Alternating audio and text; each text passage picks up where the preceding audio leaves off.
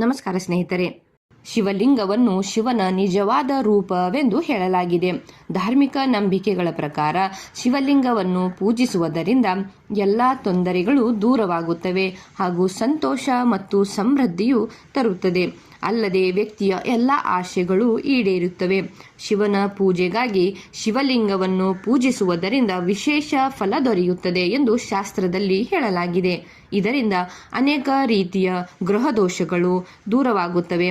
ಆದರೆ ಶಿವಲಿಂಗದ ಆರಾಧನೆಯ ಕೆಲವು ಪ್ರಮುಖ ನಿಯಮಗಳನ್ನು ಗ್ರಂಥದಲ್ಲಿ ಹೇಳಲಾಗಿದೆ ಸ್ನೇಹಿತರೆ.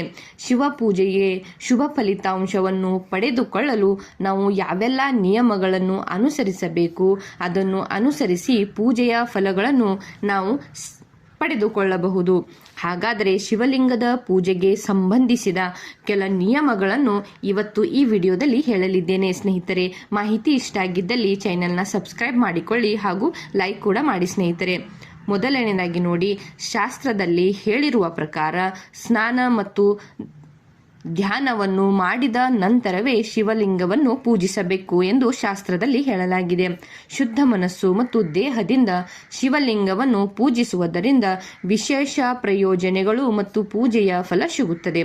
ಶಿವ ಪೂಜೆಗೂ ಮುನ್ನ ಶುದ್ಧತೆಯ ಬಗ್ಗೆ ಕಾಳಜಿ ವಹಿಸಿಕೊಳ್ಳಬೇಕು ಸ್ನೇಹಿತರೆ.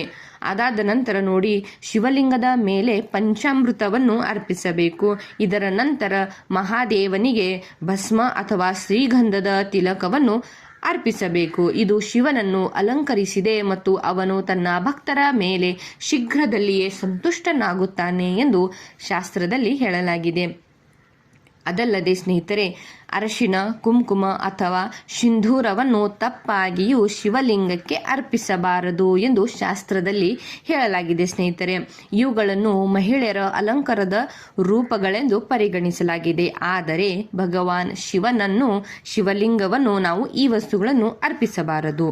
ಅದರ ಬದಲಿಗೆ ಶ್ರೀಗಂಧ ಮತ್ತು ಭಸ್ಮವನ್ನು ಮಾತ್ರ ನಾವು ಶಿವನ ಅಲಂಕಾರಕ್ಕಾಗಿ ನಾವು ಉಪಯೋಗಿಸಬೇಕು. ಅದಾದ ನಂತರ ನೋಡಿ, ಶಿವಲಿಂಗವನ್ನು ಪೂಜಿಸುವ ಸಮಯದಲ್ಲಿ ಶಿವನಿಗೆ ಹಾಲು, ನೀರು, ಕಪ್ಪು ಎಳ್ಳು ಮತ್ತು ಬಿಲ್ವಪತ್ರೆ ಎಲೆಗಳನ್ನು ಅರ್ಪಿಸಬೇಕು. ಇದು ಮಹಾದೇವನನ್ನು ಮೆಚ್ಚಿಸುತ್ತದೆ ಎಂದು ಹೇಳಲಾಗಿದೆ. ಶಿವಲಿಂಗದ ಮೇಲೆ ಕೇದಿಗೆ ಅಥವಾ ಚಂಪಾ ಹೂಗಳ ಅರ್ಪಿಸಬಾರದು ಎಂದು ಕೂಡ ಸ್ನೇಹಿತರೆ ನಾವು ನೆನಪಿನಲ್ಲಿ ಇಟ್ಟುಕೊಳ್ಳಬೇಕು. ಇದರೊಂದಿಗೆ ಜಲಾಭಿಷೇಕದ ನಂತರವೇ ಗುಲಾಬಿ ಅಥವಾ ಬಿಲ್ವಪತ್ರೆ ಎಲೆಗಳನ್ನು ನಾವು ಶಿವಲಿಂಗದ ಮೇಲೆ ಅರ್ಪಿಸಬೇಕು ಸ್ನೇಹಿತರೆ. ಅದಾದ ನಂತರ ಶಿವಲಿಂಗದ ಮೇಲೆ ಗಂಟೆ ಹೂವು, ಧತುರ, ಎಕ್ಕದ ಹೂವು, ಮಲ್ಲಿಗೆ ಅಥವಾ ಕಾಕಡ ಮಲ್ಲಿಗೆ ಹೂಗಳನ್ನು ಮಾತ್ರ ಅರ್ಪಿಸಬೇಕು ಎಂದು ಶಾಸ್ತ್ರದಲ್ಲಿ ಹೇಳಲಾಗಿದೆ. ಅಲ್ಲದೆ ಶಿವಲಿಂಗದ ಮೇಲೆ ನೀಡಿದ ಪ್ರಸಾದವನ್ನು ಸ್ವೀಕರಿಸಬಾರದು ಎನ್ನುವಂತಹ ನಂಬಿಕೆ ಕೂಡ ಇದೆ ಸ್ನೇಹಿತರೆ. ಆದರೆ ಶಿವಲಿಂಗಕ್ಕೆ ಅರ್ಪಿಸಿದ ಪ್ರಸಾದವನ್ನು ನಾವು ಸ್ವೀಕರಿಸಬಹುದು. ಆದರೆ ಕೆಲವರು ಹೇಳುತ್ತಾರೆ, ಶಿವಲಿಂಗದ ಮೇಲೆ ಅರ್ಪಿಸಿದ ಪ್ರಸಾದವನ್ನು ಸ್ವೀಕರಿಸಬಾರದು ಎಂದು ಅವರ ಒಂದು ನಂಬಿಕೆ ಇದೆ ಸ್ನೇಹಿತರೆ. ಆದರೆ ಈ ವಿಷಯ ಅಂತಂದ್ರೆ ನಮ್ಮ ಮನೆಯವರು ಈ ವಿಷಯವನ್ನು ಅವರು ಅನುಸರಿಸುವುದಿಲ್ಲ. ನಾವು ಶಿವಲಿಂಗಕ್ಕೆ ಅರ್ಪಿಸಿದ ಪ್ರಸಾದವನ್ನು ನಾವು ಸ್ವೀಕರಿಸುತ್ತೇವೆ ಸ್ನೇಹಿತರೆ. ಅದಾದ ನಂತರ ಇದರೊಂದಿಗೆ ಮತ್ತು ಬೇರೆ ವಿಷಯ ಏನೆಂದರೆ ಸ್ನೇಹಿತರೆ, ಪೂಜೆಯ ಸಮಯದಲ್ಲಿ ಶಿವಲಿಂಗಕ್ಕೆ ಸಂಪೂರ್ಣವಾಗಿ ಪ್ರದಕ್ಷಿಣೆ ಮಾಡಬಾರದು ಎಂದು ಹೇಳುತ್ತಾರೆ. ಅರ್ಧ ಪರಿಕ್ರಮ ಮಾಡಿ ಶಿವಲಿಂಗಕ್ಕೆ ಸಾಷ್ಟಾಂಗ ನಮಸ್ಕಾರವನ್ನು ಮಾಡಬೇಕು ಎಂದು ಹೇಳುತ್ತಾರೆ. ಅದಲ್ಲದೆ ಶಿವಲಿಂಗವನ್ನು ಪೂಜಿಸುವ ಮೊದಲು ಪಾರ್ವತೀ ದೇವಿಯನ್ನು ಪೂಜಿಸಬೇಕು ಎಂದು ಕೂಡ ನಾವು ಗಮನದಲ್ಲಿ ಇಟ್ಟುಕೊಳ್ಳಬೇಕು ಸ್ನೇಹಿತರೆ. ಅದಾದ ನಂತರ ಶಿವಲಿಂಗವನ್ನು ಪೂಜಿಸುವಾಗ ಕಡ್ಡಾಯವಾಗಿ ಮಹಾಮೃತ್ಯುಂಜಯ ಮಂತ್ರವನ್ನು ಪಠಿಸಬೇಕು. ನೀರನ್ನು ಅರ್ಪಿಸುವಾಗ ಮಹಾಮೃತ್ಯುಂಜಯ ಮಂತ್ರವನ್ನು ಪಠಿಸುವುದರಿಂದ ಪೂಜೆಯ ಸಂಪೂರ್ಣ ಫಲಿತಾಂಶವು ಪ್ರಾಪ್ತಿಯಾಗುತ್ತದೆ ಮತ್ತು ಸಾಧಕನ ಪೂಜೆಯು ಯಶಸ್ವಿಯಾಗುತ್ತದೆ ಎಂದು ಶಾಸ್ತ್ರದಲ್ಲಿಯೇ ಹೇಳಲಾಗಿದೆ ಸ್ನೇಹಿತರೆ.